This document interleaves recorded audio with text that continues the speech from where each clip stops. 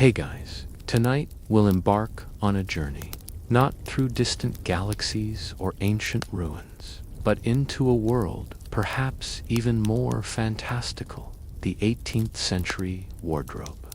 Imagine, if you will, the rustle of silk as you glide through a crowded ballroom, the scent of 1,000 flowers and a few less pleasant things hanging in the air, the faint glint of powdered wigs catching the candlelight. You feel the unfamiliar squeeze of stays, the weight of elaborate fabrics, and the peculiar sensation of moving with enormous, almost architectural hips. This isn't just about clothes. It's about an entire way of life, a social script woven into every stitch and buckle. You probably won't survive this journey unscathed, at least not your modern sensibilities. So, before you get comfortable, take a moment to like the video and subscribe, but only if you genuinely enjoy what I do here. Let me know where you're listening from and what time it is for you right now. Now, dim the lights, maybe turn on a fan for that soft background hum, and let's ease into tonight's journey together. You find yourself standing on the cusp of an era defined by a peculiar blend of rigid formality and lavish excess. The 18th century, Rococo flourishes are everywhere, not just in art and architecture, but in the very fabric of daily life, particularly in what people chose to drape themselves in. Forget your cozy loungewear. Here, every garment is a statement, every accessory a billboard for your standing in the world. You're not just getting dressed, you're performing. Think about it. You wake up and immediately the process begins. For the well-to-do, it's an event. There's no throwing on a t-shirt and jeans. Oh no, my friend. You're presented with an array of garments, each more intricate than the last. For men, the foundational pieces are breeches, a waistcoat, and a coat. Sounds simple enough, right? Wrong. These aren't just pieces of fabric. They're canvases for embroidery, buttons, and audacious colors. The breeches, for instance, are snug, often ending just below the knee, fastened with buckles or buttons. They're designed to show off a shapely calf, a surprising point of male vanity. Wouldn't you agree? It's like today's obsession with skinny jeans, but for your lower leg. Historians still argue whether the tight fit was purely aesthetic, or also served a practical purpose for riding and ease of movement in a world largely without elastic. Then comes the waistcoat, a garment that starts out long, sometimes reaching the knee, but gradually shortens over the decades. It's often the most richly decorated piece, a riot of silk, satin, and gold or silver thread. Imagine a peacock trying to show off. That's your 18th century gentleman's waistcoat.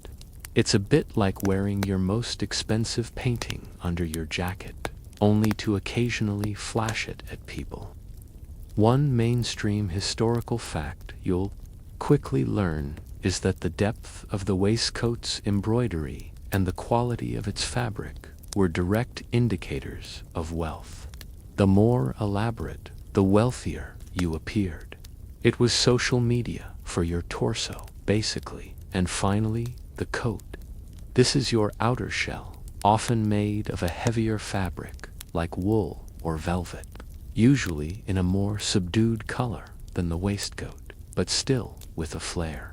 The cuffs are wide, sometimes turned back to reveal a contrasting lining, and the cut often features wide skirts, which in the earlier part of the century are stiffened to stand out. It's less a coat and more a structured edifice. It gives you a certain presence, a kind of puffed-up importance that today would make you look like you're trying to hide a small dog in each pocket. For women, The journey into daily attire is even more of an undertaking.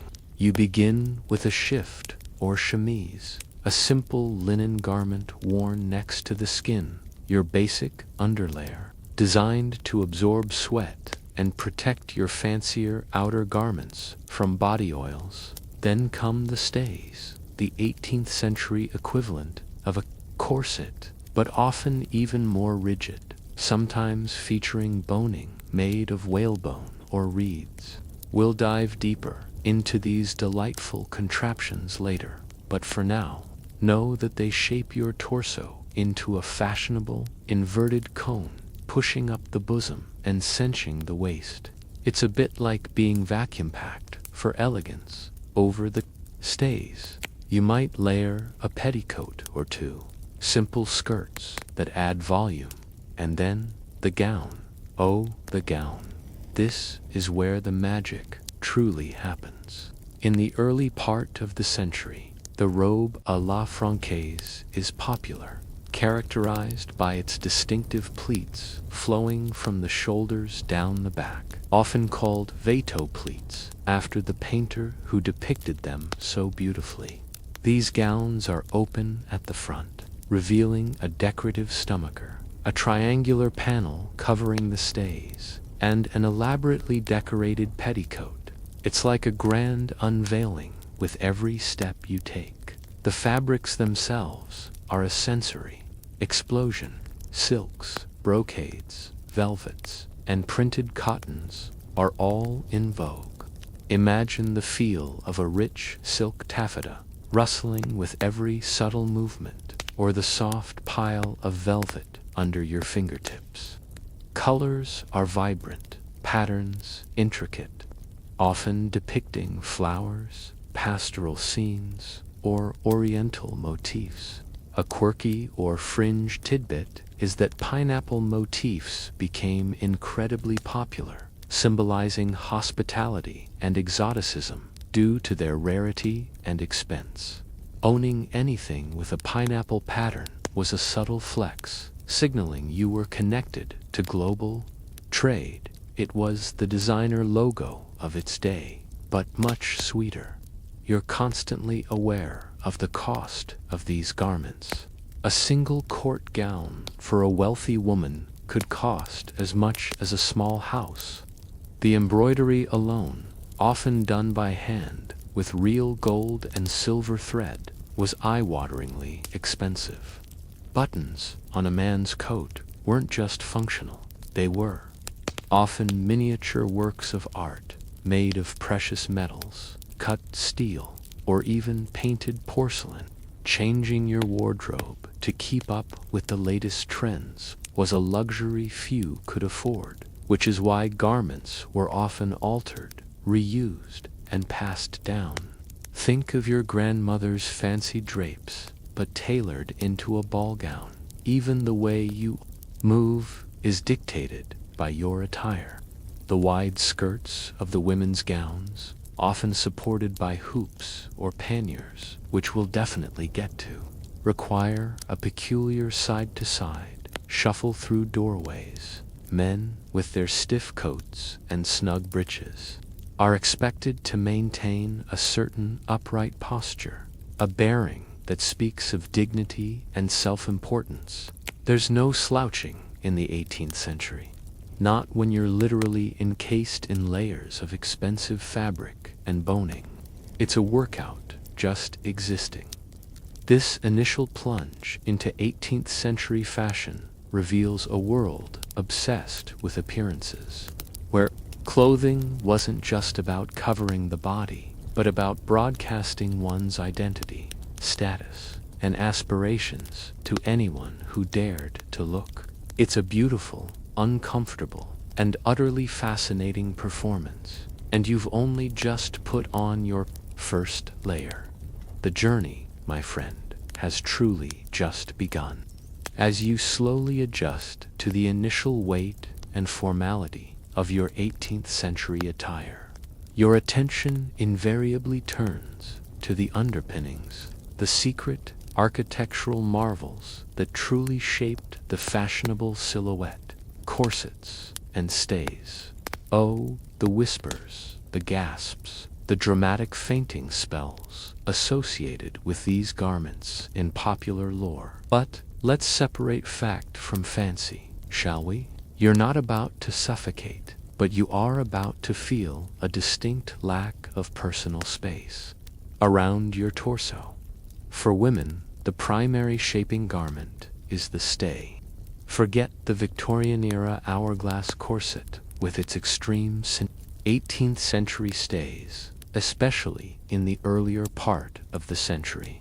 Aim for a conical or inverted cone shape, flattening the stomach and pushing the breasts upwards. They are heavily boned with whalebone, yes, actual whalebone, from baleen whales, or reeds, running vertically and diagonally, creating a rigid structure. You'd fasten them at the back with lacing, or sometimes at the front with a separate stomacher placed over the lacing. The sensation is one of firm encapsulation rather than crushing restriction. It's like being gently hugged by a very stiff, very determined plank of wood. The purpose of stays isn't just about creating a fashionable shape. It's also about posture. Imagine trying to slouch in one of these. It's practically impossible. They force you to stand tall, shoulders back, head held high. This isn't just for elegance. It's a nonverbal cue of your social standing. Only those who didn't have to perform manual labor could afford the luxury of such restrictive, yet undeniably elegant, posture. A quirky tidbit is that children, both boys and girls, were often put into leading strings attached to stays or bodices from a young age to train their posture and keep them upright. It was basically a human leash for proper etiquette. Historians still argue whether stays caused long-term physical damage, while modern studies have shown they could restrict breathing capacity and, in extreme cases, lead to muscle atrophy. The dire pronouncements of Victorian reformers about displaced organs were largely exaggerated. You'd certainly feel them, especially when sitting or bending, but the popular image of women routinely fainting from tight lacing is more a product of later fiction than daily 18th century reality. However, you definitely wouldn't be doing any vigorous exercises or attempting to touch your toes while wearing them. Now, let's not forget the gentlemen. While their foundational garments weren't as overtly restrictive as women's stays, men in the 18th century also used various forms of stiffening to achieve the desired silhouette. Remember those well-defined calves we talked about with the breeches? Sometimes men would pad their calves or wear tightly fitting hose to emphasize them. More significantly, the structure of their coats and waistcoats often involved interlinings and stiffening to create a smooth, tailored look, particularly across the chest and shoulders. The waistcoat, for instance, often had a bit of padding or canvas stiffening to ensure it lay flat and wrinkle-free, presenting a smooth canvas for all that elaborate embroidery. And the coat, especially in its earlier, wider-skirted forms, might have light boning or stiff interlining in the skirts to help them hold their shape and flare. This wasn't about cinching the waist, but about presenting a broad, commanding upper body, a more subtly engineered form of sartorial control. You're constantly aware of the layers. For women, after the chemise and stays, there are often padded rolls or hip supports placed around the waist, especially as the century progresses and skirts become wider. These are the precursors to the infamous panniers, which we will definitely talk about. These rolls help the skirts bell out smoothly from the waist, rather than just hanging limply. It's all about creating that pleasing, fashionable silhouette. It's like a hidden infrastructure project happening under your fancy dress. The act of getting dressed itself is a ritual, particularly for those of status. You wouldn't be doing this alone. You'd have a personal maid or valet, a dressing valet even, to help you navigate the laces, hooks, and ties. Imagine trying to get into those stays by yourself. It would be an acrobatic feat. The lacing often required a second pair of hands, ensuring the tension was even and the fit was just right.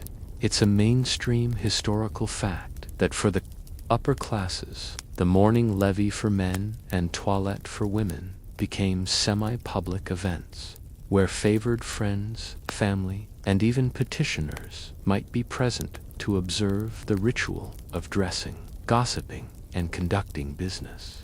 It was like a very slow, very intimate fashion show. With commentary, the materials used for stays and other undergarments were surprisingly robust. Linen and cotton were common for the outer layers, durable fabrics that could withstand the strain of lacing and repeated wear. The boning, as mentioned, was primarily whalebone, which is actually baleen, a flexible, horn-like material from the mouths of baleen whales. It's incredibly strong, yet pliable, perfect for creating lasting structure. When whalebone was scarce or too expensive, reeds or even tightly coiled rope might be used as substitutes, though they weren't quite as effective. It's a reminder of how reliant fashion was on natural resources, some of which seem utterly exotic to us now. The sense of confinement, however mild by modern standards, is still noticeable.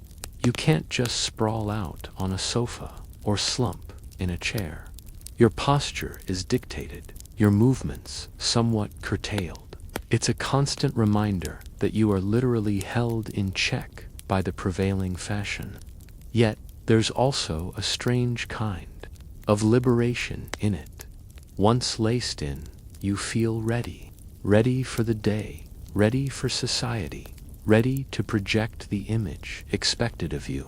It's a bit like putting on a suit of armor for the social battlefield. A light joke. If you thought were a modern torture device, try a good old-fashioned set of whalebone stays. At least with Spanx, you can still reach the snacks. Think about the sound of these garments, the subtle creak of the whalebone as you move, the rustle of the linen layers beneath your silks. Every motion is accompanied by a gentle symphony of fabric and structure. It's not just about how you look, it's about how you feel and sound as you navigate the grand rooms and narrow passages of an 18th century dwelling. It's a multi-sensory experience, even down to the slightly constrained breathing that might accompany a vigorous ascent of a grand staircase. So, as you stand there, encased in your foundational layers, you begin to understand that fashion here isn't just surface deep.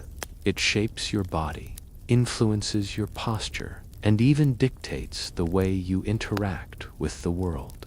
These seemingly mundane undergarments are, in fact, powerful tools of social engineering, subtly reinforcing the era's ideals of elegance, status, and decorum. You're not just wearing clothes, you're wearing an entire system of beliefs, and you've only just begun to truly feel its embrace. With your foundation laid, the chemise smoothing your skin, the stays firmly embracing your torso, your gaze now drifts upwards, drawn by the next, perhaps most iconic, feature of 18th century fashion, the wig. Oh, the wigs.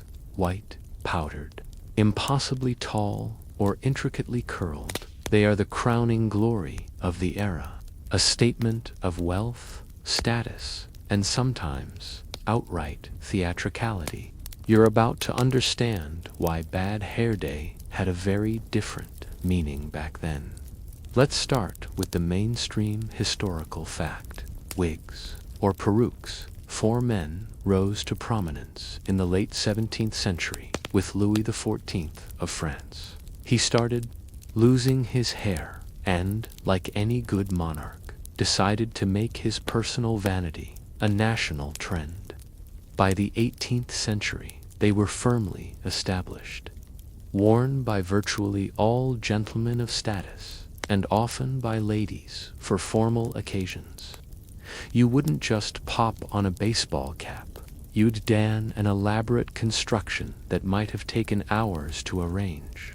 For men, the early 18th century sees immense, flowing periwigs, often cascading down the back and over the shoulders, resembling a lion's mane. Imagine the sheer volume, the weight. As the century progresses, wigs become more refined, often tied back into a queue, a pigtail, a club folded up and tied, or a bag wig enclosed in a black silk bag. The queue is particularly common, allowing for more practical movement, without sacrificing dignity. It's like going from a full-blown opera performance on your head to a more manageable, yet still dramatic, daily show. The color, of course, is a striking white. This is achieved through liberal applications of hair powder, usually made from finely ground starch, wheat flour, rice flour, or even potato flour. The powder was often scented with orris root, lavender, or orange flower, attempting to mask the not-so-pleasant odors that might accumulate in the hair or wig beneath. You'd use a special puff or bellows to dust your wig, and sometimes even your own hair if you were going for a less formal, unwigged look. Imagine the fine white dust settling on your shoulders, your clothes, your furniture. It was a constant snowfall of starch. It makes you wonder how anyone ever managed to avoid looking like a pastry chef, a quirky or fringe tidbit, while white was fashionable. Colored powders also existed. Pink, blue, and even violet powders were occasionally used for particularly daring or theatrical looks, though these were far less common than the ubiquitous white. Imagine turning up to a ball with a pastel blue wig. You'd definitely be making a statement, perhaps even bordering on scandalous. It was the punk rock of its day, but with more refined glitter. For women, wigs were typically reserved for grand court occasions or masquerade balls in the earlier part of the century. Most women styled their own hair, often supplemented with fresettes, small curls, or postiches hairpieces to add volume. However, as the century progressed into the 1770s and 80s, female hairstyles became astonishingly elaborate and monumental. Think Marie Antoinette's gravity-defying poufs. These towering structures involved rolls of horsehair, wool pads, or wire frames over which a woman's natural hair, augmented with false hair, would be painstakingly dressed. Then it would be powdered, pomaded, and adorned with feathers, ribbons, jewels, and sometimes even miniature model ships or elaborate scenes.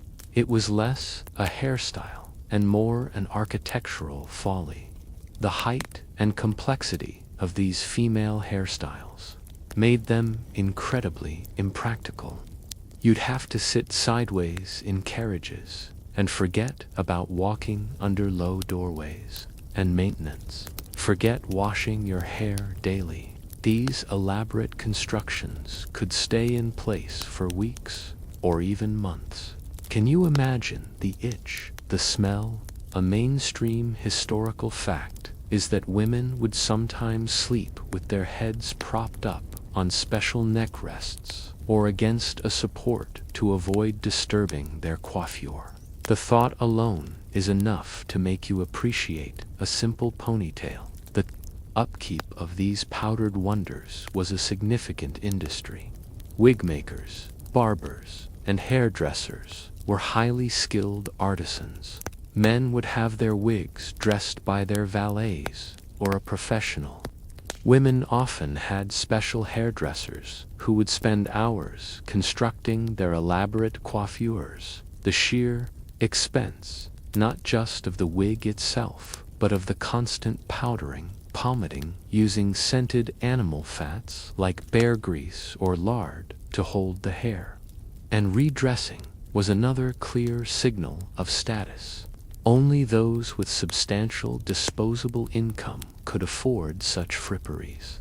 Historians still argue whether the extreme heights of some female coiffures were a direct artistic response to the perceived decadence of the French court, or a more subtle, independent evolution of fashion that merely coincided with it. Consider the practicalities. You're wearing a wig that has been heavily greased with pomade and then liberally dusted with flour. It's a magnet for dirt, dust, and, regrettably, parasites. Yes, lice were a common problem, despite all the powder and perfume. A quirky tidbit is that people often carried small, ornamental wig scratchers or louse traps, long sticks, or small decorative boxers with holes to alleviate the inevitable itch or capture unwelcome inhabitants.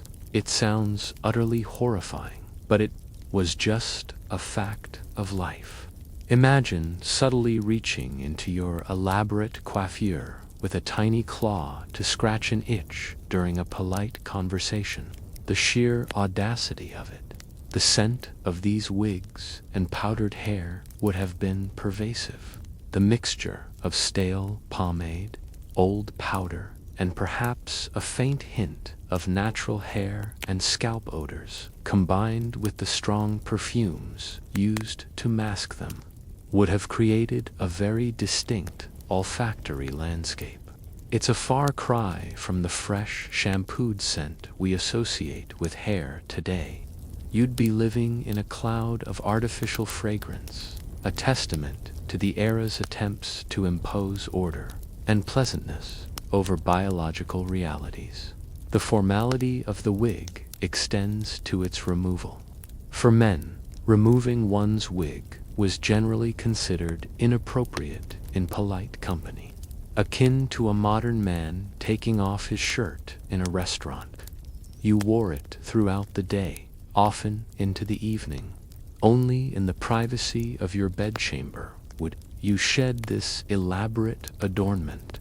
It was part of your public persona, a piece of your social uniform, as the century drew to a close. Particularly after the French Revolution, the fashion for elaborate wigs and powder began to decline. The powdered wig became associated with the aristocracy and the old regime, and a more natural, unpowdered style, sometimes inspired by classical antiquity, began to emerge. But for the vast majority of the 18th century, your head was a canvas. For these remarkable, often enormous, and utterly unforgettable creations, you might feel a little top-heavy, perhaps a tad itchy, and certainly dusted. But you are undeniably, spectacularly, and undeniably 18th century from head to toe. Having adorned your head with its powdered masterpiece, your attention now shifts to the true spectacle of 18th century fashion. The fabrics, the silks, the satins, the brocades. These aren't merely materials. They are narratives woven into cloth, each thread a testament to global trade, skilled craftsmanship, and, most importantly, social status. You are literally wearing your wealth, your connections, and your taste for all the world to see. Imagine running your fingers over the smooth, shimmering surface of a silk gown. Silk was the undisputed king of fabrics for the elite. Its lustrous sheen, its ability to drape elegantly, and its capacity to hold vibrant dyes made it the fabric of choice for court dress, formal wear, and special occasions. A mainstream historical fact is that France, particularly Lyon, was renowned throughout Europe for its exquisite silk production, setting trends in patterns and weaving techniques. To wear French silk was to wear the pinnacle of fashion and sophistication. It was the designer label of its day, but with far more actual silk. Beyond plain silk, you'd encounter satin, with its even glossier surface, often used for waistcoats, and the lining of coats, or for entire gowns where its reflective quality would catch the candlelight beautifully. Then there were the brocades and damasks, intricately woven silks where patterns were literally raised from the surface of the fabric, creating a three-dimensional effect. These patterns could be incredibly elaborate, depicting anything from sprawling floral arrangements to pastoral scenes, chinoiserie motifs, or even subtle geometric designs. The more complex the weave, the more expensive the fabric. It's like having a miniature landscape painting on your clothes, but one that moves with you. The colors are a feast for the eyes. While we often associate the 18th century with muted tones, in reality, dyes were vibrant and varied. Think rich jewel tones, emerald greens, sapphire blues, ruby reds, and amethyst purples, pastel shades, pale pinks, sky blues, mint greens, and buttercup yellows also gained popularity, particularly for women's summer wear or more delicate court ensembles. The choice of color could even reflect current events or political allegiances. A popular shade named puce, the color of a flea, after Marie Antoinette remarked on it, is a delightful, if somewhat unappetizing, example. Beyond silk, other luxurious fabrics played a significant role. Velvet, with its rich pile and deep, intense colors, was highly prized, especially for men's coats and waistcoats in winter, lending an air of opulence and warmth. It drapes with a weighty elegance that commands attention. Imagine the feeling of a fine velvet against your skin, a sensation of pure, unadulterated luxury. It's like being wrapped in a very expensive, very soft blanket, but one you wear to dinner. But fashion wasn't just for the absolute wealthiest. Cotton, once an exotic import from India, became increasingly popular throughout the century, particularly for women's daywear and informal gowns. Printed cottons, known as chintz or calico, with their colorful patterns, offered a lighter, more washable, and more affordable alternative to silk. This democratization of patterned fabric allowed a wider range of people to partake in fashion, albeit in simpler forms. A quirky or fringe tidbit is that the popularity of Indian chintzes led to protective measures by European governments to protect their own textile industries, sometimes even banning the import of certain patterns. It was the original buy local campaign, but with more global intrigue. Linen remained the workhorse fabric for undergarments, shifts, chemises, and linings, due to its breathability and durability. Wool, in various weaves and weights, was essential for outer garments, especially in colder climates, and formed the backbone of the working class's wardrobe. But even wool could be luxurious, with fine broadcloths and elaborately embroidered wool coats worn by gentlemen for riding or country pursuits. The embellishments on these fabrics are where true artistry and immense wealth converged. Embroidery was paramount.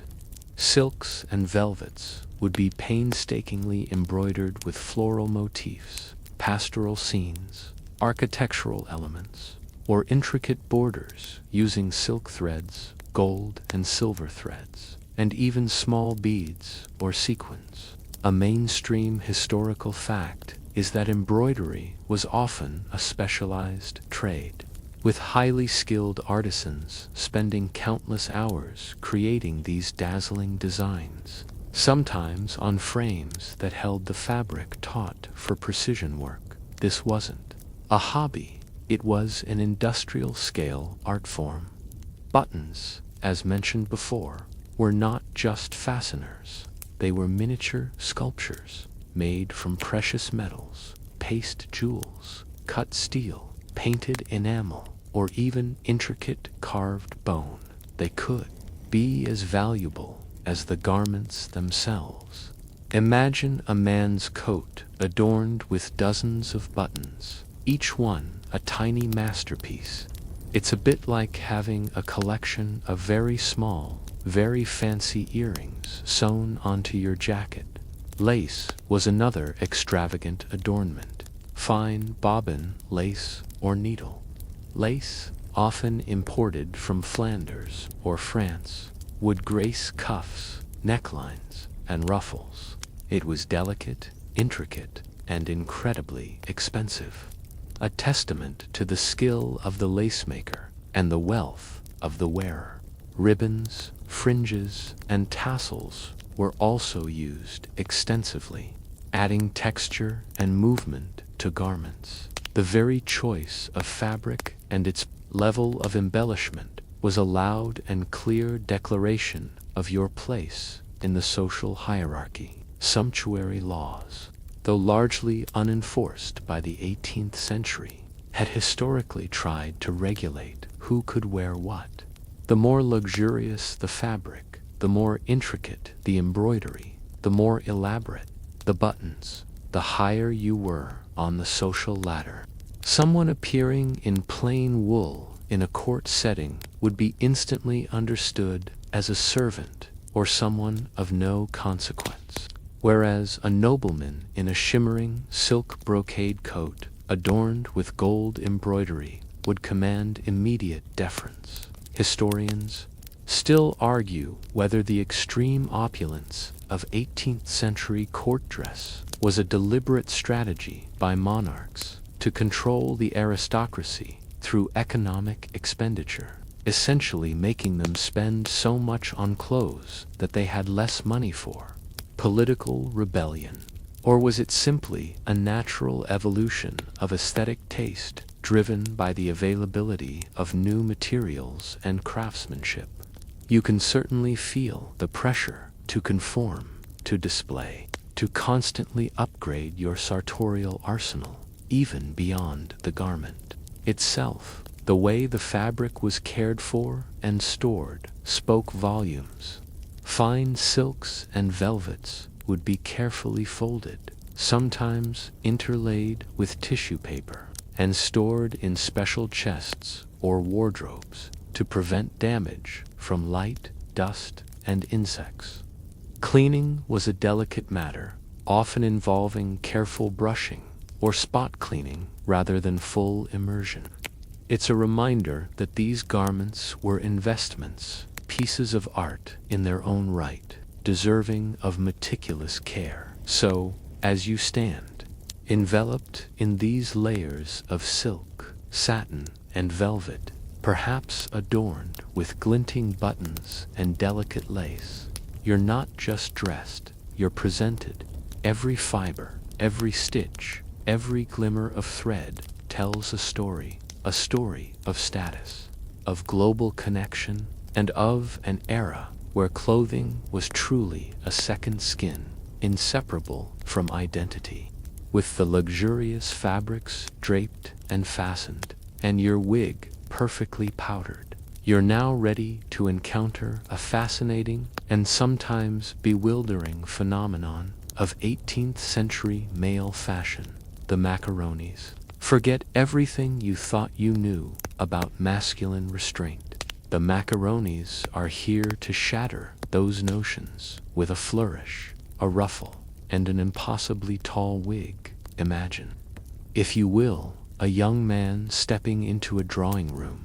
He's not just dressed, he's costumed. His hair, whether natural or a wig, is piled into a towering edifice, often powdered white, but sometimes with a hint of blue or pink.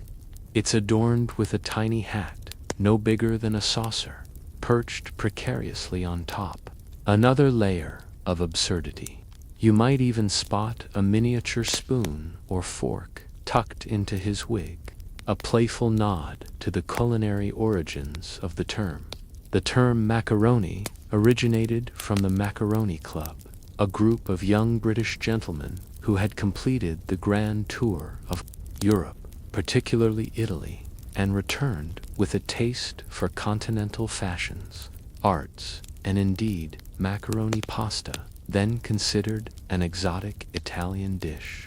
A mainstream historical fact is that the term became a satirical catch-all for any man who pushed the boundaries of fashion and refinement to what was considered an effeminate or excessive degree.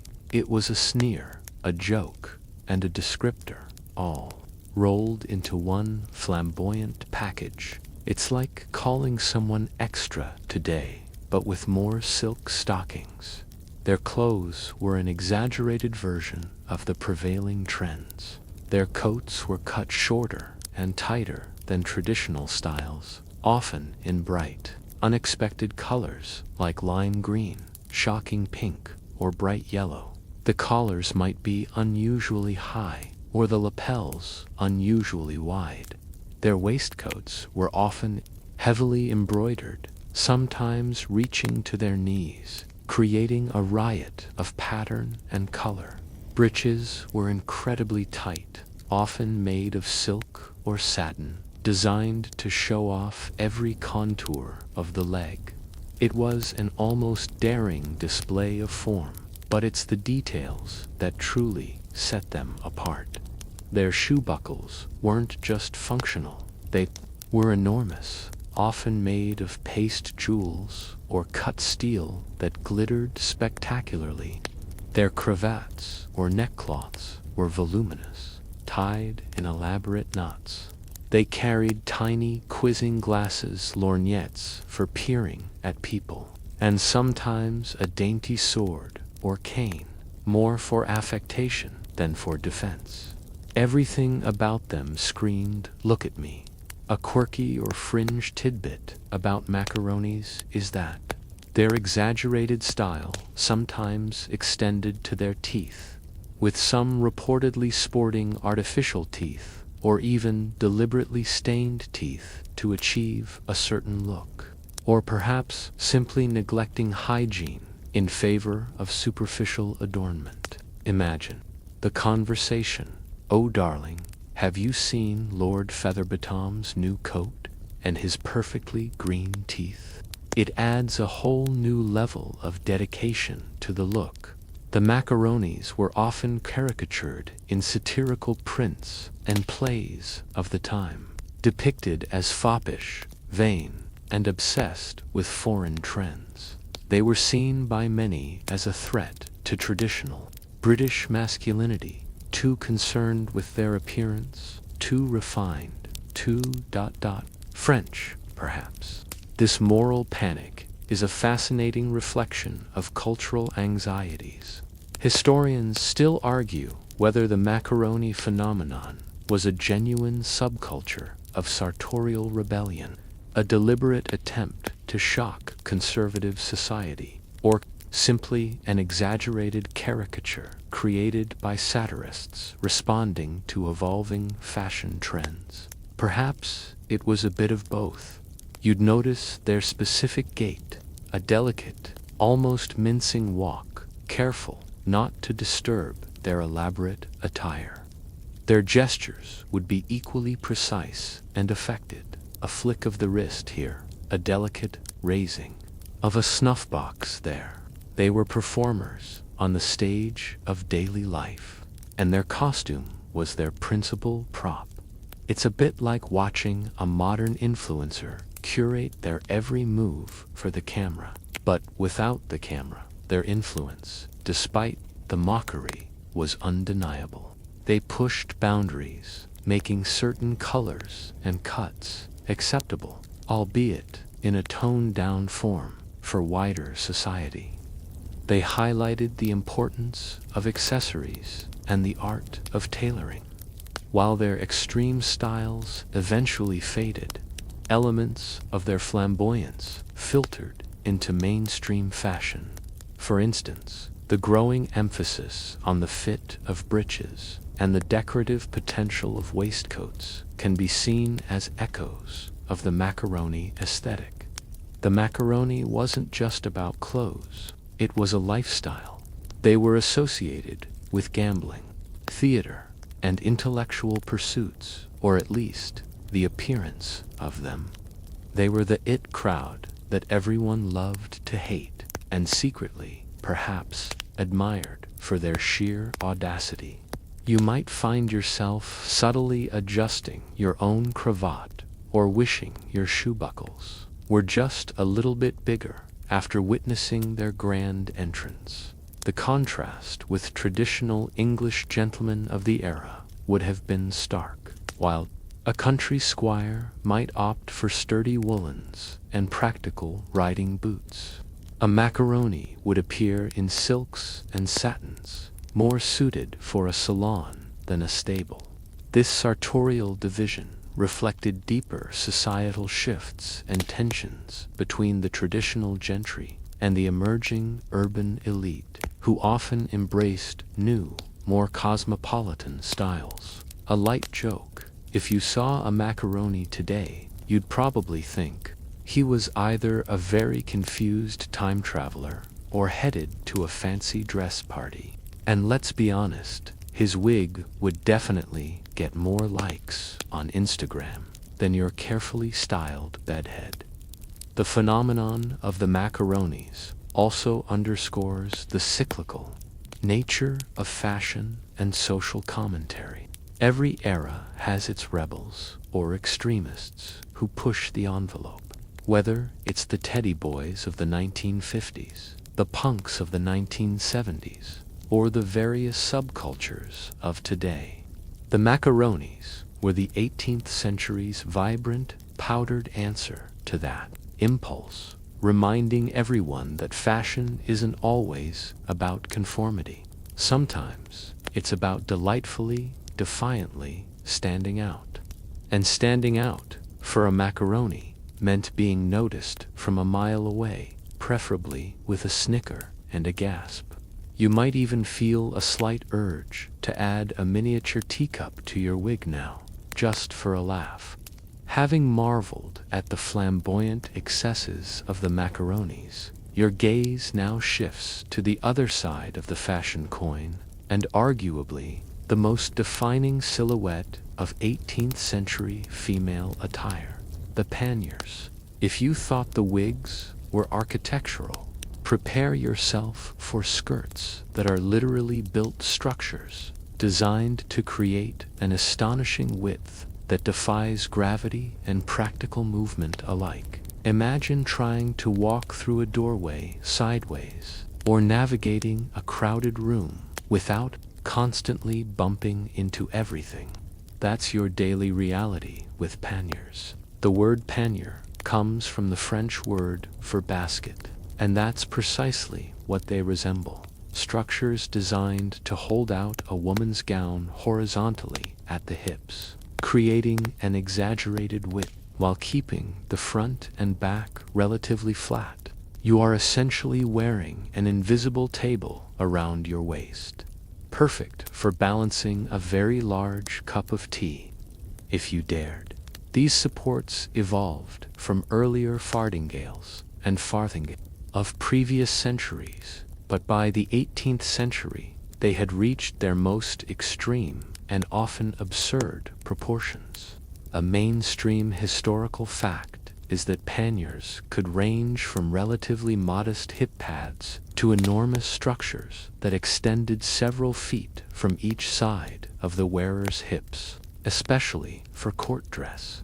Imagine a woman entering a room and having to practically fold herself to pass through a standard doorway. It wasn't just fashion, it was an obstacle course. The construction of panniers varied. Early forms might be simple padded rolls tied around the hips, but as the century progressed, they became more sophisticated, often made from wicker, whalebone, or cane hoops sewn into fabric channels. These hoops would graduate in size, creating a smooth, rounded shape at the hips that then tapered towards the floor. Sometimes, folding panniers were devised, which could be collapsed inwards to allow easier passage through narrow spaces, though these were still a marvel of engineering. It's like a pop-up tent for your hips, but significantly less comfortable. The purpose of these structures was multifaceted. Firstly, they provided the desired fashionable silhouette, emphasizing a tiny waist singed by those stays, remember, and creating a dramatic contrast with the expansive skirt. Secondly, they allowed for the magnificent display of fabric. Imagine yards upon yards of precious silk brocade, stretched taut across these frames, showcasing the intricate patterns and shimmering textures to their fullest advantage.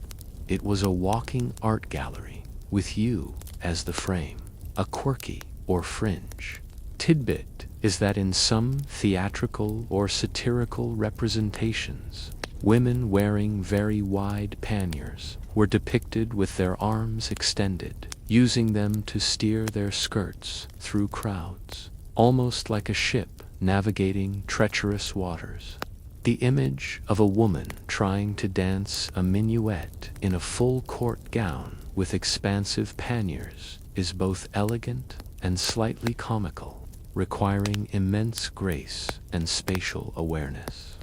You might feel a sudden kinship with a tightly packed sardine, wishing you had more room to maneuver. The pannier also created a unique social distance. You couldn't get too close to someone wearing them, whether intentionally or not. This created an aura of untouchable elegance, reinforcing the social hierarchy. It was a physical barrier that visually declared, "I am a lady of status, and you shall keep your distance." This might have been a subtle form of personal space enforcement in a crowded pre-deodorant era.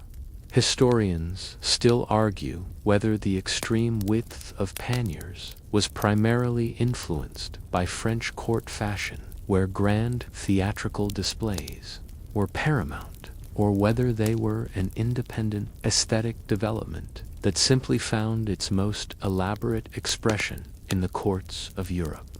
What's undeniable is that they became a symbol of aristocratic power and privilege, a visual shorthand for the ancien regime. The petticoats worn over the panniers were often works of art in themselves, while the visible outer gown might be plain.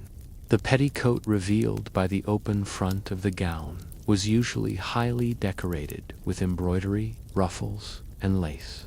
This exposed petticoat became a secondary canvas for display, contrasting beautifully with the main fabric of the gown. It's like having a secret, even fancier, lining to your coat that you purposefully show off. Consider the logistics of daily life. How do you sit down gracefully, very carefully? The panniers would tilt upwards at the back, or compress slightly. But a lady would often have to take up an entire sofa to accommodate her expansive skirt. Dining, dancing, riding in a carriage. Every activity became a carefully choreographed ballet around the sheer volume of fabric. A light joke: if you thought parallel parking was hard, try parallel sitting in 18th century panniers, and don't. Even think about fitting through a revolving door. The weight of the fabrics, combined with the rigidity of the panniers, meant that simply standing or walking for extended periods could be physically demanding. You're not just wearing clothes, you're carrying a significant amount of structured weight. It's a testament to the dedication to fashion that women willingly endured such discomfort for the sake of looking current and commanding. As the century moved towards its latter half, the extreme width of panniers began to wane in favor of a more moderate oval shape, and then later false rumps or bustles that pushed fullness towards the back rather than the sides. The impact of the French Revolution, which we'll explore later, would deliver the final blow to these architectural garments. As simplicity and practicality became more politically charged, but for a significant portion of the 18th century, the pannier reigned supreme, dictating not just the silhouette of women's fashion, but also their movement, their interactions, and their public presence. You are literally expanding your personal space, taking up more room, and commanding attention.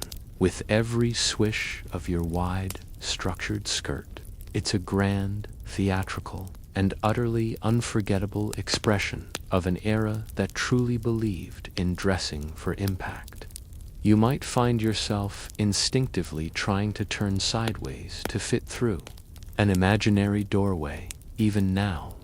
Having wrestled with the magnificent expanse of your panniers, your attention now naturally ascends to the next crucial element of your 18th century ensemble: the headwear. Oh, the hats, the bonnets, the caps. From the practical to the purely fantastical, 18th century headwear for both sexes offers another fascinating glimpse into the era's blend of utility, social codes, and outright whimsy. You're about to discover that even your head isn't safe from the century's elaborate dictates. Let's start with the gentlemen, who, after their towering wigs, still found room for a hat. The most iconic male hat of the period is undoubtedly the tricorn, or three-cornered hat. A mainstream historical fact is that this hat, with its brim folded up and fastened in 3 places, was universally popular, worn by soldiers, sailors, merchants, and aristocrats alike. It provided good protection from the sun and rain while allowing for a wide field of vision. It was practical, yes, but also a canvas for expression. Imagine adjusting the angle just so, a subtle tilt conveying confidence or nonchalance. Tricorns came in various materials, from sturdy felt and beaver fur for everyday wear and military use, to finer silks and velvets for gentlemen of means. They might be plain or elaborately edged with gold braid, feathers, or cockades, rosettes of ribbon or fabric. The choice of adornment often indicated military rank, political allegiance, or membership in certain clubs. You wouldn't just grab a hat, you'd select a statement piece that broadcasted your affiliations. As the century progressed, the began to evolve. Sometimes one side of the brim would be uncocked, leading towards the development of the bicorn hat in the late 18th century. For informal wear, especially for country gentlemen, a simpler, rounded hat without cocked brims might be worn. You're never without something atop your powdered head, it seems. Now, for the ladies, headwear is an even more diverse and often astonishing category, constantly adapting to the changing scale of hairstyles. In the early part of the century, when hairstyles were somewhat more modest, small lace caps or delicate bonnets were common for daily wear, often worn indoors. These were practical, keeping hair tidy and adding a touch of domestic charm. Think of them as the 18th century equivalent of a chic headband, but with more lace. As hairstyles grew in volume and height, particularly in the 1770s and 80s, hats had to adapt or be abandoned for elaborate hair decorations. When hats were worn with these towering coiffures, they often became enormous, equally gravity-defying creations themselves. Imagine wide-brimmed straw hats, often called shepherdess hats, piled high with silk ribbons, artificial flowers, and even ostrich plumes. They were less about sun protection and more about adding another layer of dramatic flair to an already dramatic silhouette. A quirky or fringe tidbit is that some of these hats were so wide that they practically obscured the wearer's face from the sides, turning her into a walking, floral-adorned spectacle. It was a bit like wearing a small garden on your head. For more formal occasions, or as an alternative to the towering poufs, women might wear elaborate caps made of lace, silk, and ribbon, sometimes featuring wires or padding to give them structure and height. The mob cap, a softly gathered cap with a wide frill around the face, became particularly popular for informal wear, often depicted in portraits of women at home. It was comfortable, charming, and a gentle rebellion against the rigidity of courtly styles. Historians still argue whether the extreme size and ornamentation of some female hats and hairstyles in the late 18th century were a conscious act of female rebellion against male sartorial dominance, a reflection of increasing female consumer power, or simply a natural progression of fashion in a period of intense artistic and social change. What is clear is that they certainly made a statement beyond hats. Women used a vast array of head coverings and hair ornaments. Turbans, inspired by Eastern fashion, became popular in the latter half of the century, especially for informal or at-home wear. These could be elaborate, draped constructions of silk, cashmere, or even feathers. Hairnets, adorned with pearls or jewels, decorative combs, and cascades of ribbons, were all used to further embellish the increasingly complex coiffures for outdoor excursions. Or when traveling, women would often wear cloaks with large hoods to protect their elaborate hairstyles and delicate complexions from the elements. These hoods could be deep and enveloping, offering a sense of privacy and warmth. It's like a built-in, fashionable umbrella for your expensive hair. The materials for headwear ranged from the practical to the opulent. Straw, felt, and wool were common for everyday hats. Silk, velvet, and fine lace were reserved for more formal or fashionable pieces. The adornments, artificial flowers made of silk or wax, and even miniature taxidermied birds for the truly daring. A light joke: if an 18th century woman decided her hat was too plain, she didn't just add a ribbon. She'd probably commission a miniature hot air balloon made of spun sugar and attach it with a flock of silk pigeons. Because why not? The upkeep of these hats and hair ornaments would have been meticulous.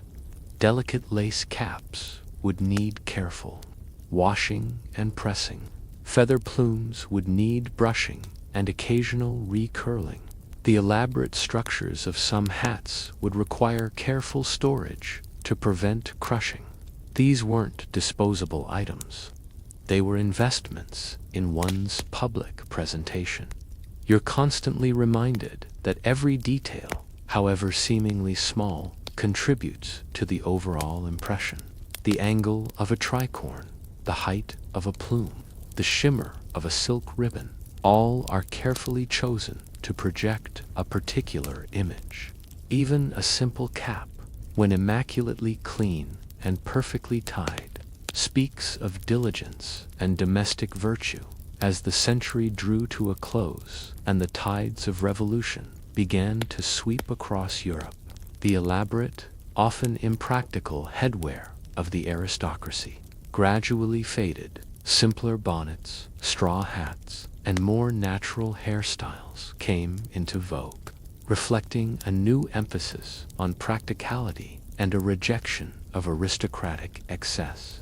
But for a good portion of the 18th century, your head was truly a canvas, sometimes a billboard, for the era's most astounding sartorial statements. You might feel a slight crick in your neck from the imagined weight, but you are undeniably wearing history on your head. With your head magnificently adorned, your gaze now drops to the very extremities of your 18th century ensemble. Your feet, shoes, buckles, and the subtle flash of hosiery complete the picture, often overlooked but just as crucial to the overall statement as the most towering wig or the widest pannier. You're about to discover that even your footwear is a stage for status and style. Imagine sliding your foot into an 18th century shoe. For women, these are often delicate, heeled slippers or pumps made of silk, satin, or fine leather, frequently dyed to match the gown. Heels were generally mid-height, sometimes curved in a Louis heel style. The toes were typically pointed or slightly rounded. A mainstream historical fact is that shoes were usually made without a distinction between left and right feet until well into the 19th century, meaning they were interchangeable until wear molded them to your individual foot. This meant a less precise fit initially, but perhaps more practical for a shoemaker to produce. You'd likely feel them conforming to your foot over time, a bit like breaking in a stiff new pair of boots. But for your delicate satin slippers. For men, shoes were typically more robust, often made of leather, with a lower, squarer heel, or sometimes completely flat.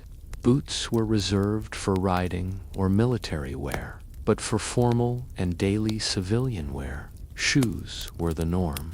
They might be plain, or feature stitching and decorative elements. The defining feature, however, for both sexes, was often the buckle. The buckles. These were not merely utilitarian fasteners. They were elaborate pieces of jewelry, often detachable, allowing you to change them to suit different outfits or occasions. Made from polished steel, silver, gold, cut glass, paste jewels, rhinestones, or even genuine diamonds for the extremely wealthy. Buckles were a significant sign of status and a source of considerable expenditure. Imagine the glint of polished steel or the sparkle of paste jewels catching the candlelight with every step you take. It was a subtle, yet undeniable, display of luxury. A quirky or fringe tidbit is that paste jewels, which were essentially high-quality cut glass designed to mimic diamonds, became incredibly popular because they allowed for the creation of dazzling, large buckles without the prohibitive cost of real gemstones. This democratization of sparkle meant that more people could aspire to a fashionable level of bling, even if it wasn't the real deal. It was the 18th century equivalent of high-quality costume jewelry, and perfectly acceptable in polite society. The larger and more ornate the buckle, generally the higher the status of the wearer. Men's buckles, in particular, could be remarkably large and sculptural, sometimes featuring intricate filigree work or miniature scenes. It makes you wonder how practical they were for daily activities.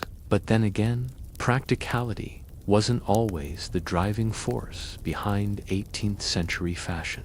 Beneath the shoes, hosiery played its own role. For women, silk stockings, often white or pastel-colored to match the gown, were the ideal. They were held up with garters, sometimes visible through slits in the petticoats or when a gown was lifted. For men, silk stockings were also de rigueur, for formal wear, often in white or cream, but could be colored to match breeches for less formal occasions. These were knitted stockings, providing a smooth, sleek line to the leg that was particularly important given the snug fit of breeches. The quality of the silk stockings, their fineness, and their degree of embroidery, sometimes at the ankle, were another subtle indicator of status. Imagine the feel of fine knitted silk against your skin, luxurious, yet perhaps not as durable as modern synthetic hosiery. A light joke, trying to darn an 18th century silk stocking after a night of dancing in unleft right-specific shoes, sounds like a real party. Good luck finding the right hole. The combination of the tightly fitted breeches, silk stockings, and buckled shoes created a specific male silhouette that emphasized the leg. This emphasis on the leg was a lingering aesthetic from earlier periods and speaks to a fascination with classical ideals of the masculine form. You're expected to have a good calf, and your attire is designed to show it off. Walking in these shoes, especially for women, would have been a different experience. The delicate construction, the smooth soles, and the lack of distinct left and right shoes would have made long walks less comfortable than modern footwear. Carriages and sedan chairs were common modes of transport for the wealthy, reducing the need for durable walking shoes. For the working classes, shoes were much more robust, often made of thick leather, designed for utility and endurance rather than delicate display. This stark contrast in footwear alone is a powerful illustration of social stratification. Historians still argue whether the popularity of buckles, particularly the very large and ornate ones, was a direct consequence of the declining popularity of ribbons on shoes, or whether it was an independent fashion trend driven by the availability of new materials and metalworking techniques. What's clear is that they became an essential, highly decorative component of both male and female attire for most of the century. The removal of shoes and buckles was also a minor ritual. The buckles could be fiddly, requiring a certain dexterity to unfasten. Once removed, the shoes would be set aside, perhaps to be cleaned or polished by a servant. The hosiery would be carefully rolled down, sometimes needing to be mended. It was a testament to the fact that every item of clothing, down to the very last accessory, was valued and maintained. Consider the sound your shoes would make on different surfaces, the soft scuff of silk slippers on a polished ballroom floor, the firmer tap of buckled leather shoes on cobblestones. Every step would be accompanied by a subtle auditory cue, adding to the sensory richness of the era. The glint of your buckles, the sheen of your stockings, these are the final, often understated, touches that complete your magnificent 18th century costume. You might find yourself instinctively admiring your own feet just a little as you take another carefully measured step.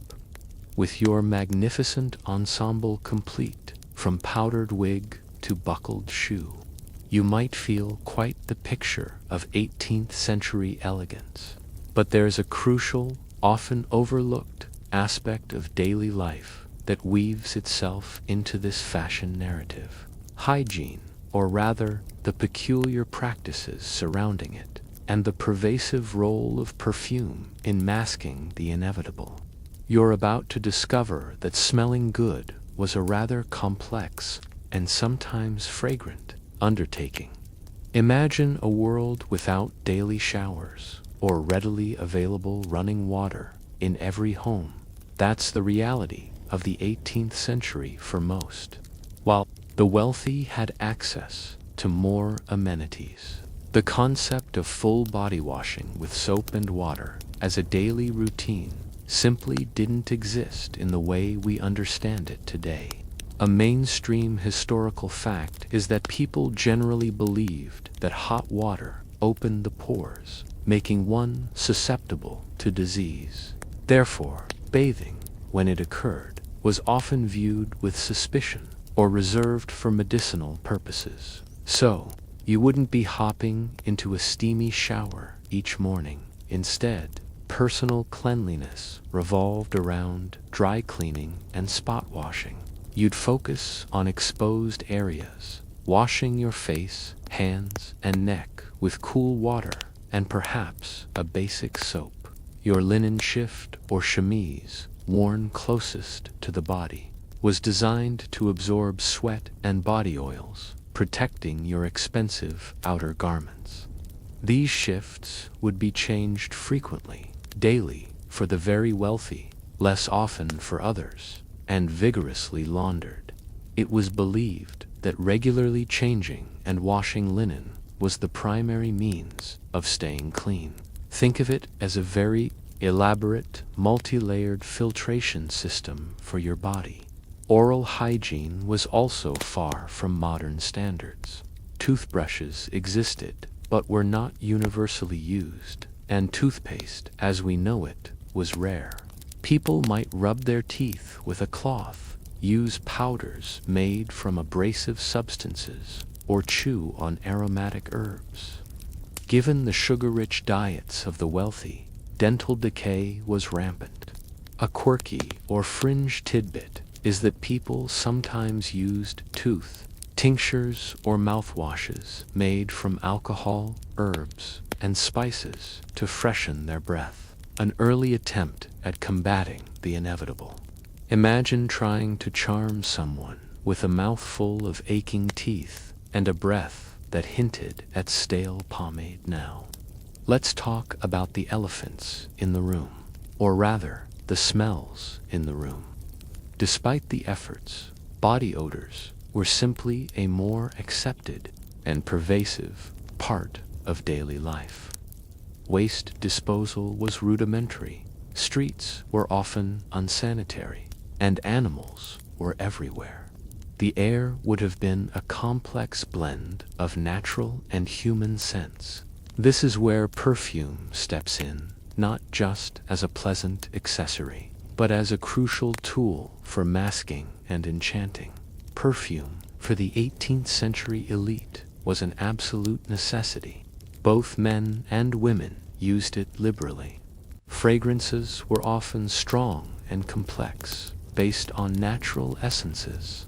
Common notes included rose, jasmine, orange blossom, civet, a musky animal secretion, ambergris, another animal-derived, earthy scent, and various spices.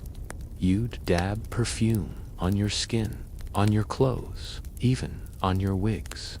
Imagine walking into a room and being enveloped by a cloud of these potent, layered aromas. It was less about a subtle hint and more about a full frontal assault on the olfactories. Men would use scented powders on their wigs, pomades for their hair, and carry ornate snuff boxes filled with scented tobacco snuff to take pinches and clear their nasal passages, often releasing a fragrant burst of scent. The act of offering and taking snuff was a social ritual, a very public display of scented sophistication. A mainstream historical fact is that many gentlemen carried vinaigrettes or smelling salts. small, ornamental boxes containing aromatic vinegar or salts to revive themselves or ward off unpleasant odors. It was basically a portable air freshener for your nose, just in case that public thoroughfare decided to be extra aromatic for women. Besides liquid perfumes, scented sachets filled with dried flowers and herbs would be tucked into clothing, lingerie drawers, and even beds. Scented gloves were also popular, often made of fine leather infused with delicate floral or musky fragrances. These items weren't just about personal pleasure. They were part of the overall sensory presentation. It's like adding another layer to your fashion, but one you can only smell. Historians still argue whether the elaborate use of perfume and the public acceptance of body odor was a cultural norm driven by a lack of scientific understanding of hygiene, or if it was a deliberate aesthetic choice where strong natural scents were simply part of the human experience, and perfumes were used to augment rather than completely erase them. Perhaps the nose simply adapted to a different baseline of normal. You're constantly aware of the layers of scent, the underlying smell of horse, wood smoke, and damp earth from the outside world, mingling with the faint odor of unwashed skin and stale linen, then overlaid with the heavy, sweet, and musky perfumes. It's a sensory overload that takes some getting used to. A light joke, an 18th century fresh scent was probably more like freshly powdered, slightly sweaty, with a hint of rose and cat musk. The act of applying perfume or powder was often a visible part of the morning toilette, especially for ladies. Maids would help apply pomades to hair, dust it with powder, and then perhaps spray a final burst of perfume. This public display, as we mentioned with the dressing ritual, underscored the importance of presenting a carefully curated image, even if that image involved copious amounts of masking agents. Even the materials of clothing played a role in the olfactory landscape. Silk and velvet absorb scents differently than linen or cotton. The heavy brocades and velvets, less frequently laundered, would retain the scents of perfumes, sweat, and perhaps even food or tobacco smoke, becoming a part of the garment's unique history and aura. Your very clothes would carry the memory of past encounters and a TMOSPHERES. So, as you move through your day, impeccably dressed and carefully perfumed, you're participating in a nuanced dance between cleanliness and concealment. You might not feel clean by modern standards, but you are undoubtedly fresh by 18th century measures, a carefully constructed olfactory illusion, designed to charm, entice, and perhaps, just perhaps, make you forget about the world's less fragrant realities. Having immersed yourself in the intricate world of adult 18th century fashion and its curious hygiene rituals, let's now turn our gaze to the smaller inhabitants of this sartorial landscape, the children. You might expect a world of comfortable, playful attire for the little ones, but you're about to discover that children's clothing in the 18th century was often a miniature reflection of adult styles, with little concession to the actual needs of childhood. Imagine a toddler, barely old enough to walk steadily, encased in stays, just like an adult woman. For much of the 18th century, particularly in aristocratic and wealthy families, children were dressed as miniature adults from the moment they were out of swaddling clothes. A mainstream historical fact is that boys, upon being breeched, graduating from skirts to breeches, typically between the ages of 4 and 7, would often don tiny versions of their father's coats, waistcoats, and breeches, complete with miniature tricorn hats and powdered wigs or powdered natural hair. Girls, from a very young age, would wear stays, petticoats, and gowns, mirroring their mother's elaborate fashions, albeit on a smaller scale. It's like a perpetual fancy dress party, but one they can't opt out of. This practice of dressing children as adults was not merely aesthetic, it reflected the prevailing view of childhood itself. Children were often seen as small, imperfect versions of adults, needing to be molded and trained into proper societal roles as quickly as possible. Rigid clothing, including stays, was sometimes believed to help improve posture and moral character. You're not just dressing a child, you're literally shaping them for their future place in society. Consider the practical implications for a child. Running, jumping, playing vigorously, all would have been severely hampered by stiff stays, multiple layers of heavy fabric, and restrictive breeches or wide skirts. Imagine trying to climb a tree in a miniature silk brocade coat and tight breeches. A quirky or fringe tidbit is that children's portraits from the era often show them holding toys or pets, yet their stiff clothing makes them appear oddly static, almost like small, posed dolls rather than active children.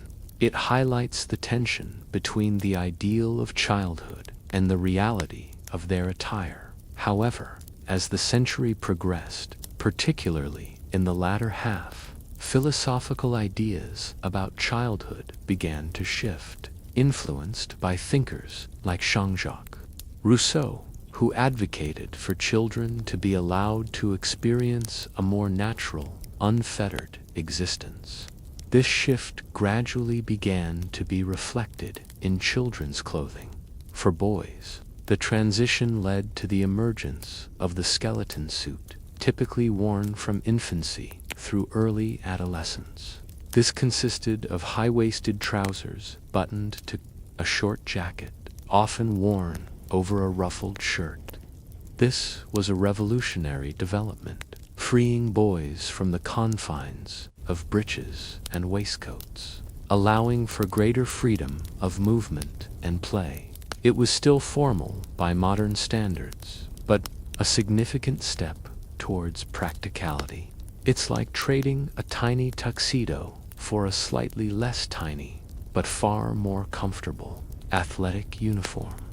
For girls, the changes were slower but equally impactful. While stays remained common, they became less rigid for younger children, sometimes made of softer materials or with less boning. The emphasis shifted slightly from the stiff conical shape to one that allowed a bit more natural movement. Gowns, while still elaborate, sometimes adopted simpler cuts or lighter fabrics for play or less formal occasions.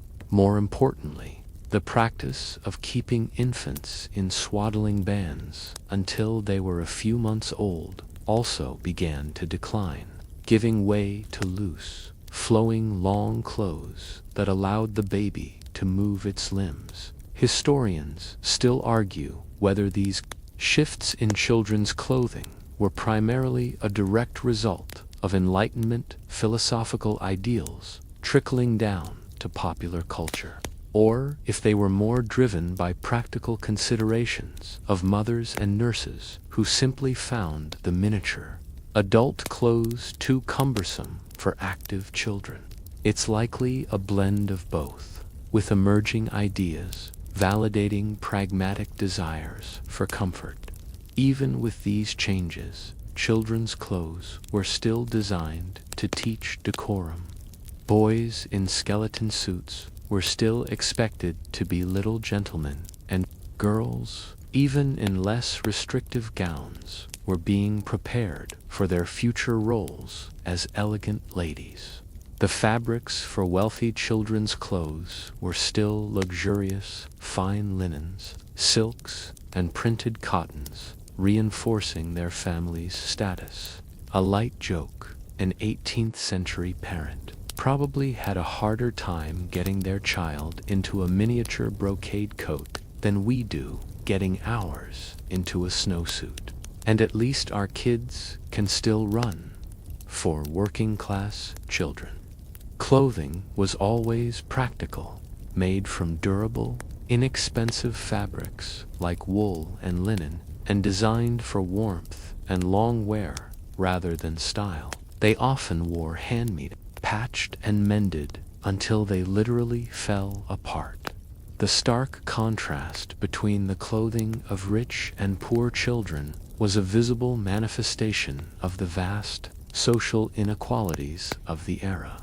You'd see a child of the gentry in their stiff, miniature finery, then pass a child of the working class in rough, patched homespun, and the visual difference would be immediate and profound.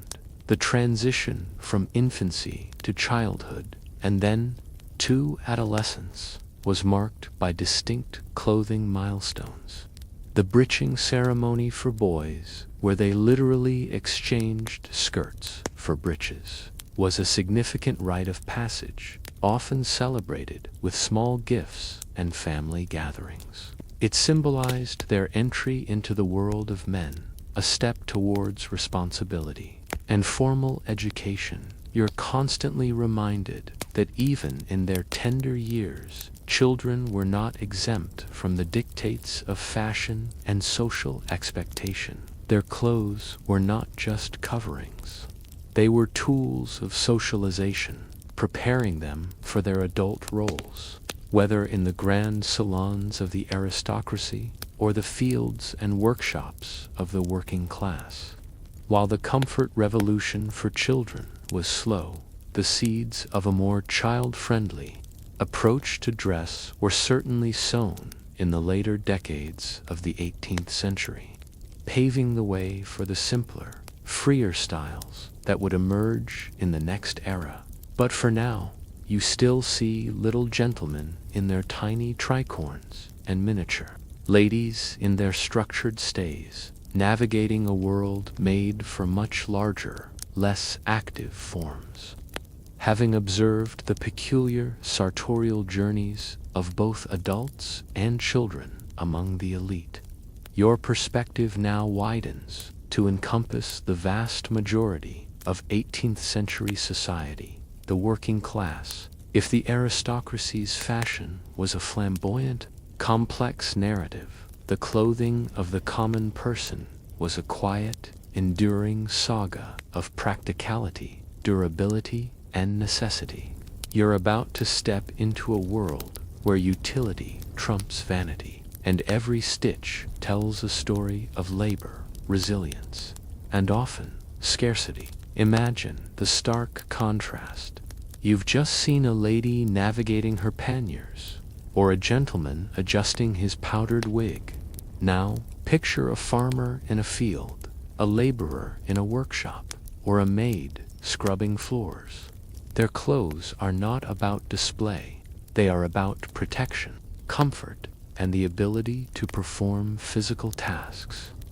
A mainstream historical fact is that the vast majority of the population wore clothing made from durable, locally sourced materials like wool and linen, which were much more affordable and hard-wearing than silk or velvet. Cotton, while growing in popularity, was still often too expensive for the poorest segments of society for their primary garments. For working-class men, the basic ensemble remained consistent: breeches, a shirt, and a waistcoat, often topped with a coat or jacket. However, the quality, cut, and fabric were vastly different from those of the gentry. Breeches would be made of sturdy wool, fustian, a hard-wearing cotton and linen mix, or leather, designed to withstand grueling work. They were often practical, sometimes looser fitting than aristocratic breeches, and designed for ease of movement.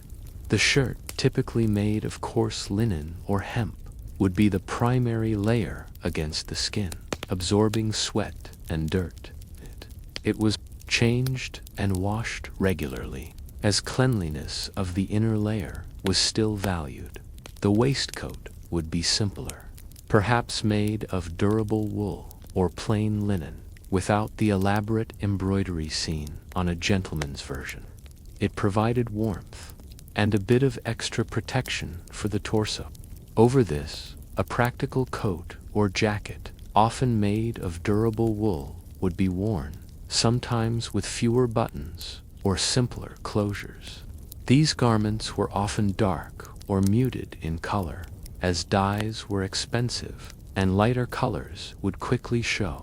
Dirt from manual labor. You wouldn't find a shocking pink coat on a blacksmith. Headwear for working men was typically a simple felt hat, a cap, or a kerchief to keep hair out of their eyes and off their faces, offering protection from the sun, rain, or dust of their occupation. Footwear would be sturdy leather shoes or clogs, built for durability and comfort during long hours of standing or walking. They would be practical, robust, and often handmade or locally cobbled. For working-class women, the basic garments consisted of a shift chemise, a corset or stays, though often simpler, less rigid, and sometimes homemade from linen, providing support rather than extreme shaping, multiple petticoats, and a gown or an apron over a skirt and bodice. Like men, their clothing emphasized durability and practicality.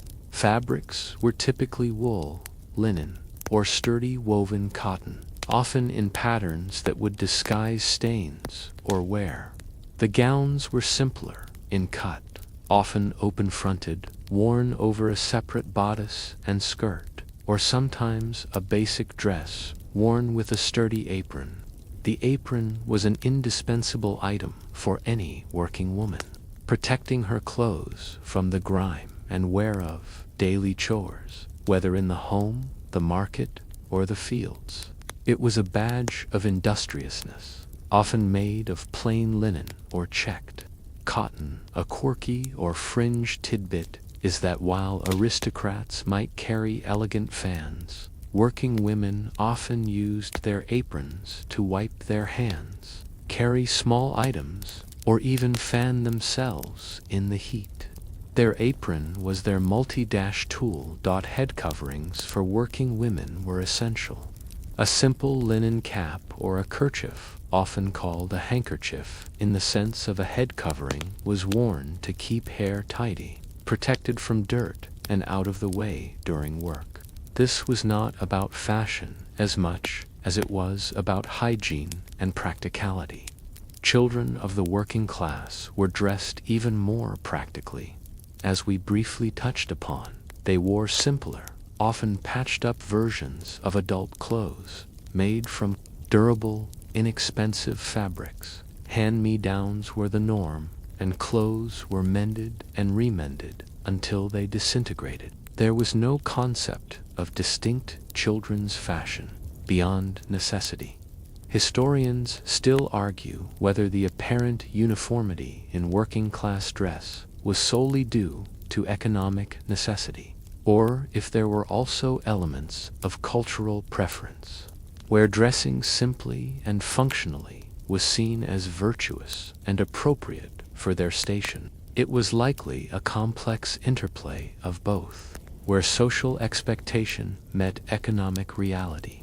You're keenly aware of the signs of wear: frayed cuffs, patched knees, faded colors. These were not imperfections, but testaments to a garment's usefulness and longevity.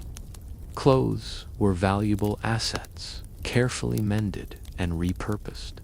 A coat might be turned inside out when the outer fabric wore thin, or sleeves might be recut for a child.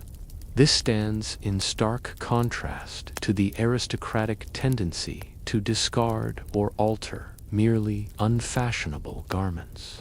A light joke, an 18th century working person probably knew more about patching and darning than most modern textile engineers, and they definitely didn't have fast fashion. The concept of uniform might also apply to some working sectors.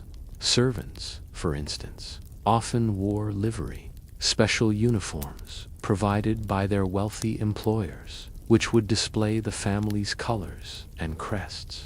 While still practical, these were a step up in formality and signaled allegiance to a specific household.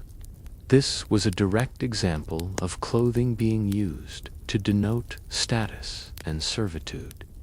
Even within the working class, the textures of these everyday fabrics would be coarser, rougher against the skin than fine silks. The smell might be of wool, sweat, and the earth, rather than civet. Every element speaks of a life lived in direct contact with the physical world, where comfort was a luxury and durability was a necessity. So, as you observe the vast spectrum of 18th century attire, the gap between the silk-clad elite and the wool-clad worker is not merely stylistic. It is a profound social chasm made visible through every thread. You understand that fashion, even when it appears absent, is always telling a story. In this case, a story of hard work, resilience, and the enduring human need for clothes that simply work. You might feel a profound appreciation for the sturdy, unglamorous strength inherent in these everyday garments, a silent testament to the lives they clothed. Having traversed the internal sartorial landscapes of the 18th century, from the highest wigs to the roughest woolens, your perspective now widens to encompass the globe. For while European fashion seemed to march to its own flamboyant drum, it was, in fact, subtly yet significantly influenced by encounters with distant lands and exotic materials. You're about to discover how trade routes and far-flung cultures left their indelible mark on the silks and cottons of Paris and London. Imagine a fine lady in her drawing room, delicately sipping tea from a porcelain cup, perhaps admiring a fan painted with Chinese scenes. Her very surroundings, and often her clothing, bear the subtle hallmarks of a world far beyond Europe. A mainstream historical fact is that the burgeoning global trade routes of the 18th century, facilitated by powerful trading companies like the British East India Company and the Dutch East India Company, brought a wealth of new goods and ideas to European shores, including textiles, patterns, and even entire garment styles from Asia. The most profound influence came from India, particularly in the form of printed cotton textiles, known as chintz or calico. These vibrant, color-fast fabrics with intricate floral or pictorial patterns were initially imported from India. They were light, comfortable, and, crucially, washable, a distinct advantage over heavy silks and velvets for everyday wear. You might feel the soft coolness of a chintz gown, a welcome relief from the structured warmth of a brocade. The popularity of these Indian cottons exploded in Europe. They were used for women's informal gowns, dressing gowns, bed hangings, and upholstery. A quirky or fringe tidbit is that the demand was so high that European textile manufacturers, particularly in France and England, eventually resorted to banning their import or imposing heavy tariffs to protect their own struggling silk and wool industries. This led to a thriving black market for chintz, with people risking fines and confiscation to get their hands on these fashionable, forbidden fabrics.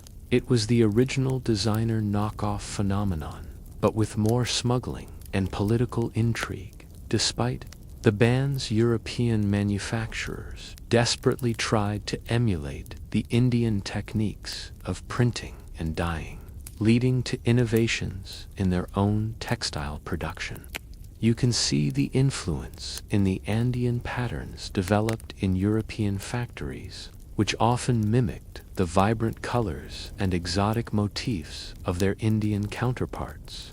The demand was simply too strong to ignore. From China, Europe absorbed a fascination with chinoiserie, a European artistic style that reflected Chinese influences through the use of fanciful imagery, often featuring pagodas, mandarins, and exotic birds. This aesthetic wasn't just confined to porcelain or furniture. It found its way onto textiles. Imagine a silk gown embroidered with whimsical scenes of Chinese landscapes or delicate cherry blossoms. It was less about authentic representation and more about a romanticized, playful interpretation of the East. The Chinese influence also extended to specific garment types, albeit in adapted forms. The banyan, a loose, informal robe worn by men at home, was directly inspired by Eastern garments like the Japanese kimono or Chinese robes. This comfortable, often exquisitely decorated garment allowed gentlemen to relax without the confines of their formal coats and waistcoats. It was their equivalent of wearing luxurious pajamas all day. You might imagine slipping into a silk banyan after a long day in stays and breeches, a sensation of pure, unadulterated freedom. From the Ottoman Empire, European fashion borrowed elements like the turban, which, as we mentioned, became a fashionable head covering for women, especially for informal wear or for masquerade balls. The rich silks and velvets, and the intricate embroidery techniques associated with Ottoman textiles also subtly influenced European designs. You might see a woman sporting a turban, feeling a sense of exotic sophistication, even if she'd never stepped foot outside Europe.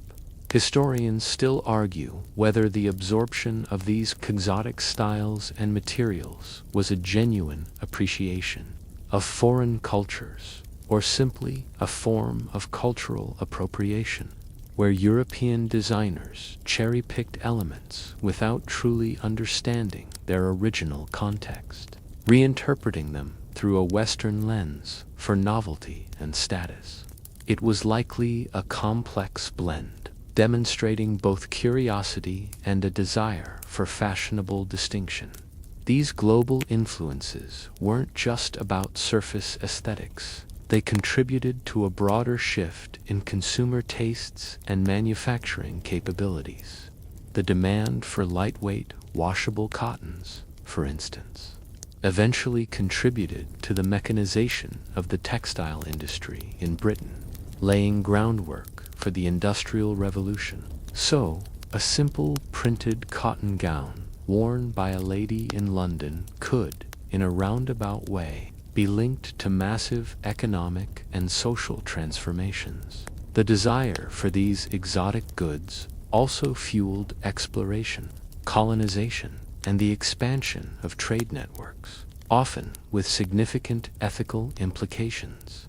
The story of 18th century fashion is inextricably linked to the story of empire and global power dynamics. You're not just wearing a fabric, you're wearing a fragment of global history, often with a complex and sometimes troubling provenance. Even the materials themselves, beyond finished textiles, traveled across oceans. Dyes from the Americas, like cochineal, which produced a brilliant red or indigo from India, enriched the European color palette. precious woods, rare furs, and exotic animal products like whalebone for stays all contributed to the creation of these fashionable ensembles. So, while the image of 18th century European fashion might conjure up images of Versailles or St. James's Palace, remember that the threads of these magnificent garments stretch far beyond their opulent settings. They connect to the bustling ports of Canton, the vibrant dye houses of Madras, and the distant shores of every continent touched by trade. You are literally clothed in a global narrative, a testament to an interconnected world that was already irrevocably shaping itself through commerce and cultural exchange. You might even feel a whisper of the monsoon winds or the distant call of a merchant ship carried on the very fabrics you wear. Emerging from the revolutionary fervor and its dramatic impact on dress, you now find yourself on the cusp of a new era, witnessing the gentle, yet undeniable, transition from the ornate Rococo exuberance to the emerging classical simplicity of what would become the Regency period. The echoes of the Revolution still reverberate, having irrevocably altered the sartorial landscape, pushing fashion towards a less formal, more streamlined aesthetic. You're about to see the grand, exaggerated silhouettes begin to soften and simplify, like a long, opulent sigh after a century of breathless extravagance. Imagine the relief. No longer are you contending with gravity-defying wigs or architecturally demanding panniers. The prevailing mood, influenced by classical antiquity and the Enlightenment's emphasis on reason and naturalness, dictates a new kind of elegance. For women, the most striking change is the gradual abandonment of the wide, stiff skirts, while false rumps or small bustles might still be worn to provide a slight fullness at the back. The enormous side-to-side width of the pannier is gone. Dresses begin to hang more freely, emphasizing a columnar, almost Grecian silhouette. You can actually walk through a doorway without turning sideways. It's a revelation, a newfound freedom of movement. The waistline, which had been cinched to an extreme degree by stays, begins to rise. Initially, it might be just above the natural waist, but by the very end of the century and into the early 1800s, it will climb dramatically to just below the bust, creating the iconic high-waisted empire silhouette. This shift fundamentally alters the female form, moving away from the rigid, triangular torso and towards a softer, more fluid line.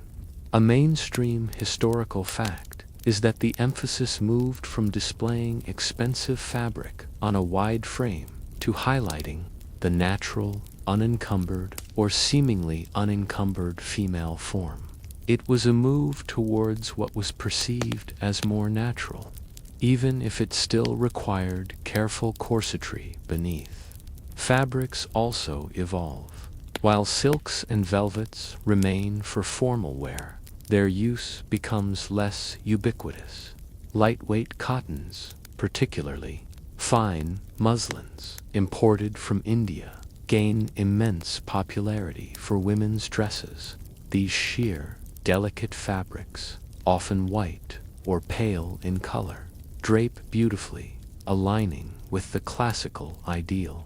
Imagine the soft flutter of muslin against your skin, a world away from the stiff rustle of brocade. A quirky or fringe tidbit is that some daring women would even dampen their muslin gowns to make them cling more closely to the body, mimicking the wet drapery of classical statues. While this sounds utterly impractical and probably quite chilly in European climates, It speaks volumes about the powerful influence of classical ideals on fashion. For men, the changes are equally significant. The flamboyant macaroni aesthetic is entirely out. Powdered wigs, once a symbol of status, are largely abandoned. Hair is now worn in more natural styles, often cropped short or tied simply at the back. Sometimes still with a hint of powder for formality, but nowhere near the towering confections of earlier decades. You might see a man with closely cropped hair, perhaps slightly disheveled, signaling a new kind of masculine elegance, one based on intellect and athleticism rather than aristocratic display. The coat, waistcoat, and breeches remain the core components of men's attire, but their cut undergoes a radical transformation. Coats become more tailored, with narrower skirts and higher collars, evolving towards the frock coat of the 19th century. Waistcoats shorten significantly, often ending at the natural waist, and become less elaborately embroidered. Breeches, while still worn for formal occasions, face increasing competition from trousers, which, as a legacy of the French Revolution, are now shedding their associations with the working class and becoming acceptable for casual or even semi-formal wear. You're witnessing the slow, inexorable march towards the modern suit. The overall masculine silhouette becomes more subdued, emphasizing neatness, fine tailoring, and a less ostentatious display of wealth. Colors tend towards darker, more sober tones, blues, grays, browns, reflecting a new seriousness and restraint. This shift is sometimes referred to as the Great Male Renunciation, where men's clothing began to abandon flamboyant color and ornamentation in favor of a more uniform, functional look, leaving the realm of overt fashion to women. A light joke. It's like men collectively decided, okay, ladies, you can have all the feathers and frills. We're just going to try and look vaguely competent now. Historians still argue whether the shift towards classical simplicity in fashion was purely an aesthetic reaction against Rococo excess, an ideological statement linked to the ideals of the Enlightenment and the French Revolution, or a practical response to a changing economic landscape that favored less labor-intensive garments. It's likely a confluence of all these factors, each subtly pushing fashion in a new direction. Accessories also simplify, while delicate jewelry and fans remain for women. The heavy, elaborate buckles on shoes often give way to laces or simpler clasps. For men, the ornate snuff boxes and swords of earlier decades are replaced by more subtle accoutrements, or even by none at all, for everyday wear. The overall impression is one of understatement, of elegance achieved through line and proportion, rather than overt decoration. You can sense a new fluidity in the air, a lightness in movement that wasn't possible a few decades prior. The formality hasn't vanished entirely, but it has softened, adapted to a changing world. The aristocratic ideal of display is being replaced by a more bourgeois ideal of refined taste and subtle distinction.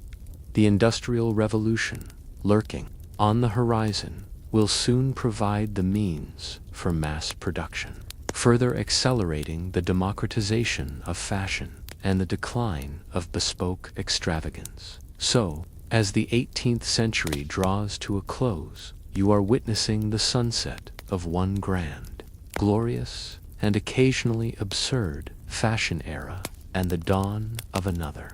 The whispers of silk still linger, but they are increasingly joined by the soft rustle of muslin. The towering wigs are gone, replaced by simpler, more natural hair. and the rigid structures of the past are dissolving, giving way to a new freedom of movement and a subtly evolving sense of beauty. You are seeing the very origins of modern dress, a quiet revolution born from the ashes of a more flamboyant past. You might even feel a lightness in your step, as if shedding an invisible weight,